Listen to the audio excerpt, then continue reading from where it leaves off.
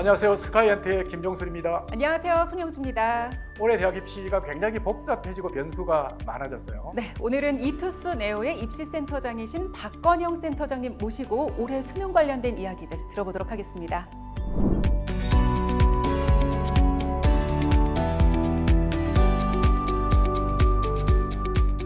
EBS 수능 연계율이 이제 70%에서 50%로 내려갔는데요. 어떤 의미가 있나요?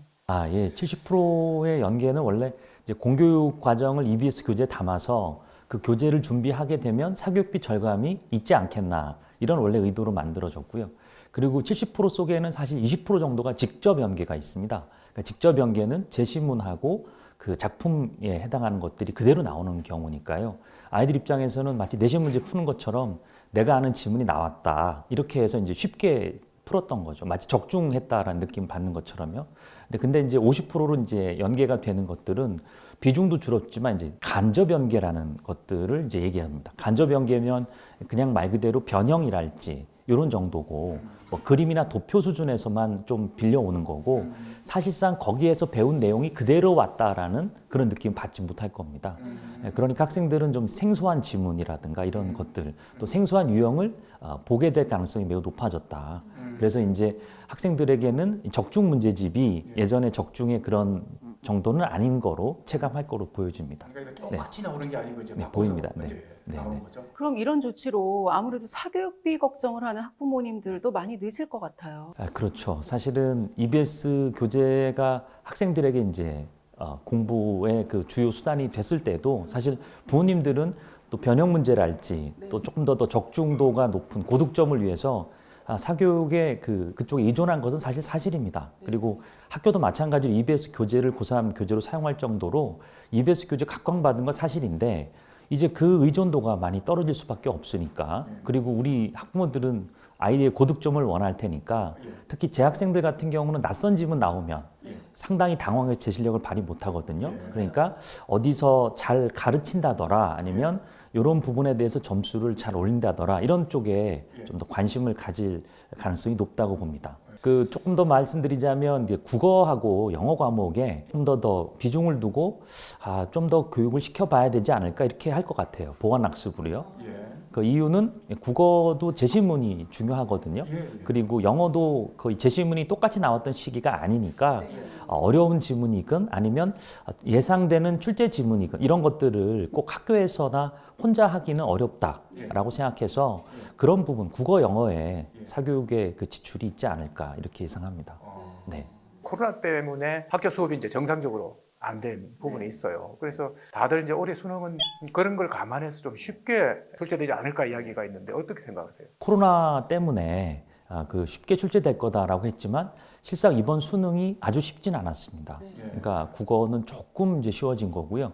워낙 지난해 좀 어려웠고요. 수학 가형은 약간 어려워지고 수학 나형은 조금 쉬워지고 영어도 좀 쉬워진 건 사실입니다만 90점이 1등급 처리하는 절대평가인데 12.6% 정도밖에 나오지 않았어요. 보통 한 7% 나오지만 그래도 좀 쉬워진 건 사실입니다만 변별력을 잃지는 않았어요. 너무 쉽게 나오면 동점자 때문에 또 불만이라든가 이런 게 많이 있고 선발에도 어려움이 있고 또 어렵게 나오면 아니 공교육에서 어떻게 가르쳤길래 아이들이 성적이 낮게 나오냐라는 신뢰 문제가 있잖아요. 그래서 사실상 코로나 때문에 쉽게 나온다라고 예상을 했으나 그렇게 쉽지는 않았고 적정한 변별력을 유지했다고 저희는 보고 있습니다. 올해처럼 이제 내년도 마찬가지라는 거죠. 계속. 예, 그렇죠. 실제로 선택형 수능의 그 문제가 이제 첫째 해다 보니까 예시문항 상당히 어려웠거든요. 그래서 이제 부모님들이 아니 코로나인데 예시문항 풀어보니까 상당히 어렵더라. 이거 어떡하란 말이냐 이런 식의 좀 불만 섞인 그런 반응도 사실은 좀 느끼고 있습니다. 네. 이번 수능의 또 큰 변화라고 하면은 문이과 통합, 그리고 또 선택형 수능으로 바뀌었다는 건데 구체적으로 이게 어떤 내용인지 좀 알기 쉽게 설명을 좀 해주세요. 부담스럽습니다. 알기 쉽게라고 하셔서. 그래서 최대한 이제 사실 부모님들이 그 부분을 좀 걱정하십니다. 계열 통합은 또 뭐고 선택형은 뭔지. 사실은 이제 계열 통합은 문이과라는 경계를 이제 없앤 거잖아요. 그래서 실제로 수능으로 보더라도 사회탐구나 과학탐구라는 부분에 대한 자유 선택을 주는 겁니다. 그러니까 예전에는 사회문화 한국지리 같은 사탐 과목을 지정해 두었다면 학생들이 나는 사회문화 배우고 2학년 때부터 문과 학생들이 이과 학생 생명과학 비슷하게 배우거든요. 생명과학을 나는 수능에서 보겠다 하면 그 제도를 허용하는 거죠. 수학도 학생들이 사실은 가형, 나형으로 구분돼 있었는데 수원, 수투라는 공통 과목은 한 75% 두고 약 25%는 너가 미적분을 할래? 아니면 기하를 할래? 아니면 확통을 할래? 이런 부분에 대한 선택권을 주는 겁니다. 그러니까 계열을 떠나서 자기가 어떤 계열을 선택하든 시험은 자유롭게 선택지를 두고 볼 수 있게 된 거죠. 근데 이제 그런 선택형 수능이 이제 바로 이제 올해 도입이 된 건데요. 그러니까 또 간단하게 좀 말씀드리면 국어는 이제 공통 과목이 문학 독서를 두고 화법작문하고 언어 매체가 있는데 둘 다를 예전에 출제했다면 너가 원하는 문이과 상관없이 하나만 선택해 이거고요. 수학도 공통 과목인 수원 수투를 두고 나머지 3개의 선택 과목 중에서 네가 원하는 걸 선택해 이렇게 하고 있는 거고요. 영어는 그대로 절대평가 유지되고 탐구 또한 마찬가지로 뭐 직업 탐구까지 포함하면 더 다양해지는 거죠. 그 탐구도 네가 원하는 걸 자유롭게 해서 선택지가 정말 많아진 겁니다. 근데 여기서 하나 알아야 될 것은 학생들은 자유롭게 선택을 하는데 대학은 아무리 그래도 이과 온 학생들이 수학의 확률 통계만 하고 오는 건 선택해서 오는 건 좀 아무래도 부족하다고 생각해서 그러니까 주요 대학이라든가 상위권 대학은 수학에서 미적분이라든가 기하를 지정해 놓거나 탐구 영역도 이과 같은 경우 특히 과학 탐구, 그러니까 물리, 화학, 지학, 생물 전통적인 그 과목 있죠. 그 과목을 지정해 두고 있습니다.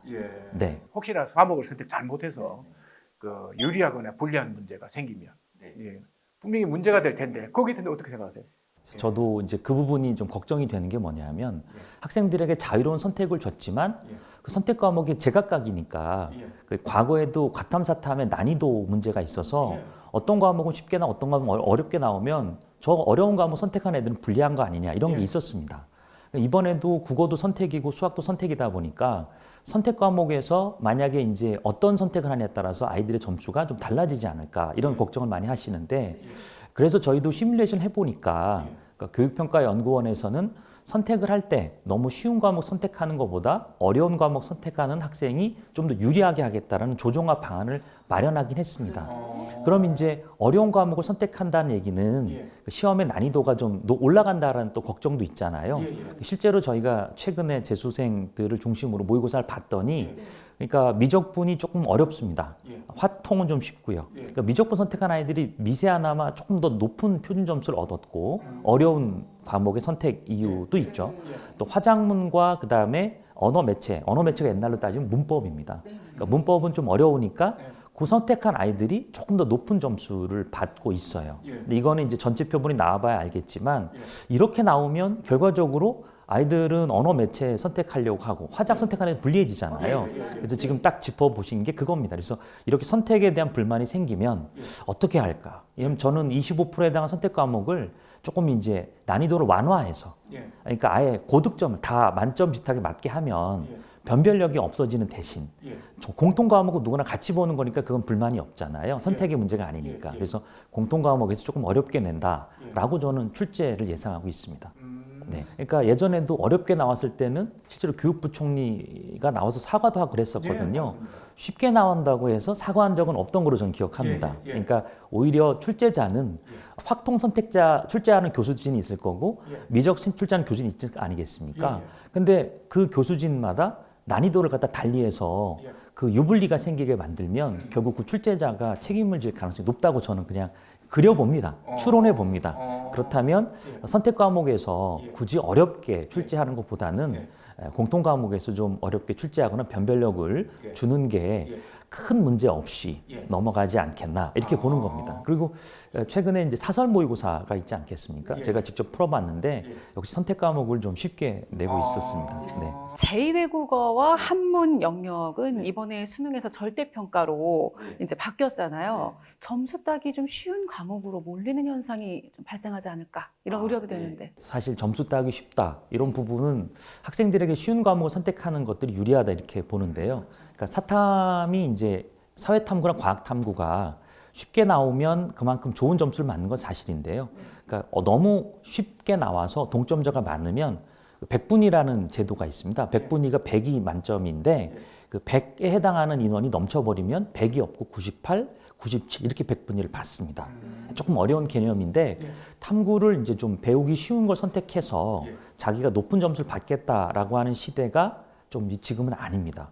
오히려 어렵게 나오건 쉽게 나오건 잘 봐야 되고 너무 쉽게 출제하면 소위 백분위 100이 없어져서 그 100이 없어지면 모든 과목에 100이 없어지는 게 아니라 그 쉽게 나온 과목에 100분위만 100이 없어지고 97, 96 나타나거든요. 그러니까 그런 부분이 좀 있고요. 앞서 그 제2외국어와 한문 말씀하셨는데 실제로 제2외국어가 문과 아이들에게는 사탐으로 대체가 됩니다. 한 과목이. 그러니까 사회탐구 하나를 못 보면 제2외국어 대체됐었는데 이게 이제 올해부터 절대평가되니까 100분위가 안 나타나니까 그냥 이제 거의 무용지물이 됐습니다. 제2외국어와 한문 이런 부분은 거의 선택자가 거의 줄어들 거로 보이고요. 그리고 정시에서는 아예 대체가 할 수 없게 돼 있고 수시에서 이제 그 등급이 나오다 보니까 수능 최저 기준으로 일부 여대에서 활용이 되고 있습니다. 그래서 제2외국 한문을 안 해도 되니까 좀 점수 따기 쉬운 과목에 집중하면 좋겠다 해서 사탐 과탐에 대한 관심이 높아지는 건 사실인데 자기에게 맞는 사회탐구를 선택하는 게 필요하지 점수가 잘 나오는 걸 선택하는 것들은 요즘에 이제 원점수 제도가 아니고 표점이나 백분위 제도니까 그 부분은 조금 이제 다르게 생각하는 게 필요하다 이런 겁니다. 네. 이번 이제 수능에서 보면 이제 문이과 통합 아무래도 이제 이과가 더 유리할 거다 문과보다 라는 시각이 있어요. 거기서는 어떻게 생각하세요? 저도 그게 이제 시뮬레이션을 해보면 앞서 말씀드린 것과 마찬가지로 자연계 학생들이 선택하는 과목들이 아무래도 좀 어려운 과목들이 있습니다. 수학에서 확률 통계 선택자들은 실제로 시험 선택한 아이들이 예체능 아이들도 좀 있고 그리고 수학을 포기한 아이들이 좀 있고 또 문과가 전통적으로 수학을 또 좀 많이 하지 않는 학생들이 있잖아요. 그래서 평균도 좀 내려가고 또 시험도 좀 쉽게 나올 가능성이 있는 반면에 미적분이나 기하는 이과 학생들의 어떤 나름의 전통적으로 좋아하는 과목이고 선호하는 과목이기 때문에 게다가 최상위권 대학은 미적 기하를 지정해 놨거든요. 그러니까 이 과목에 학생들이 많이 치중하고 우수한 아이들이 그쪽에 많이 몰립니다. 그러니까 언어나 매체가 있는 국어보다는 수학 과목에서 약간 지금 저희도 보면 표준 점수의 변화에서 자연계 학생들의 점수가 좀 높아질 것으로 그렇게 예상은 하고 있습니다. 그래서 그렇게 생기면 또 다른 출제 문제가 되니까 역시 전체적으로 변별력을 낮추지 않을까. 이렇게 이제 다시 또 변별력을 낮추지 않을까 이렇게 보는 겁니다. 네. 네.